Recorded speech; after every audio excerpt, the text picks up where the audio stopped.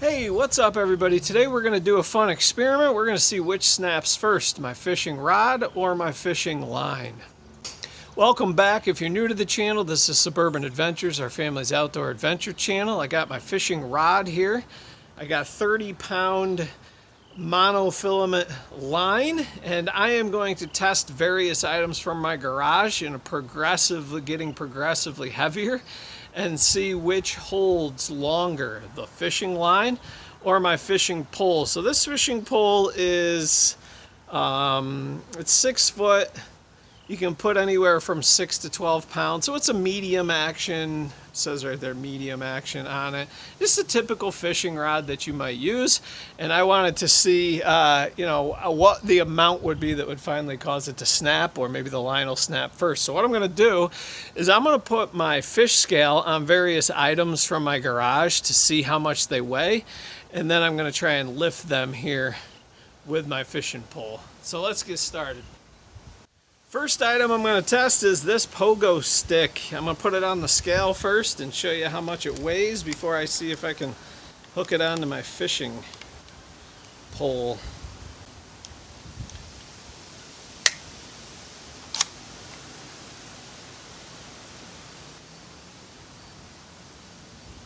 Okay, I got my pogo stick and we are at let me see. Yeah, we're over 6 pounds. 6 pounds, 4 ounces. 6 pounds, 4 ounces. Shouldn't be a problem for my rod with a 30-pound test line, so let's give it a try.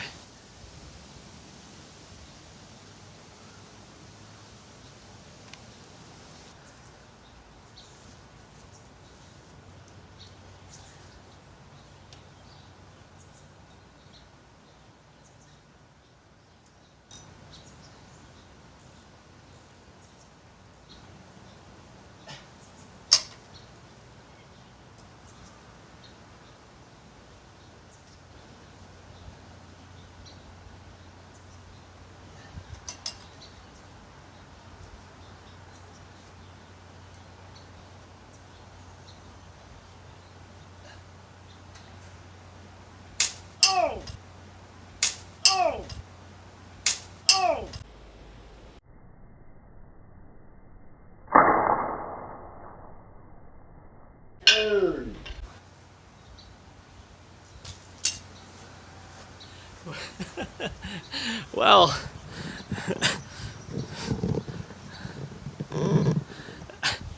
Well, that experiment didn't last very long. My first thing I tested was a 6-pound pogo stick. The line's okay. Let me show you the rod though.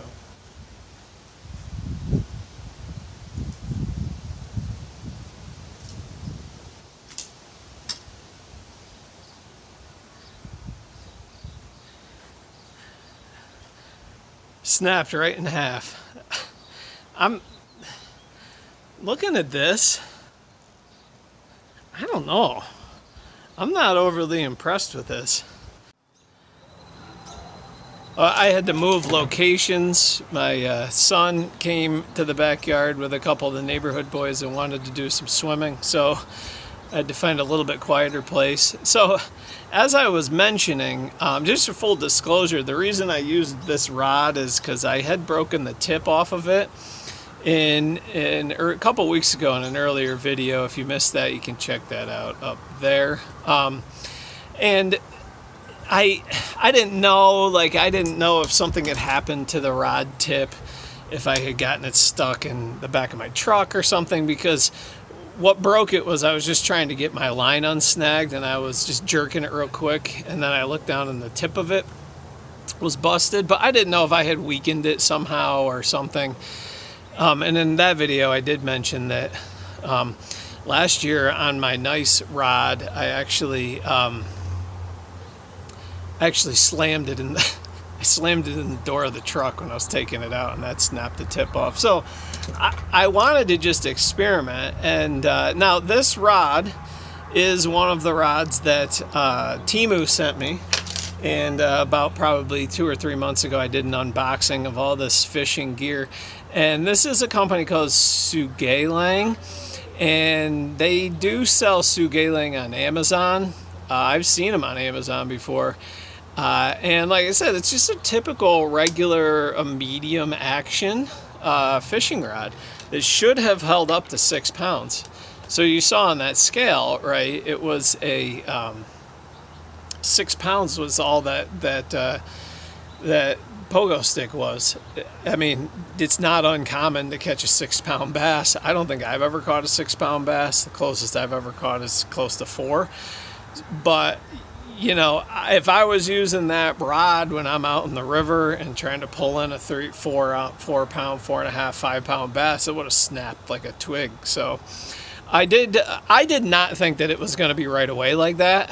I thought that I'd be able to get the first one, pogo stick, which was 6 pounds. I thought that'd be easy, but I thought it'd be up to when I was trying to like lift the lawnmower or something. And that's why I thought it'd be a little bit longer video than all it's turning out to be, is because I thought I'd be at least into 3 or 4 different items. I was going to use the pogo stick, then my leaf blower, my weed whacker, you know, and gradually get heavier and heavier. So just to wrap up here, I would not recommend buying a $14 Sugalang from Temu. Fortunately, I did not buy this. They sent it to me as part of that whole, you know, haul they sent me to test out.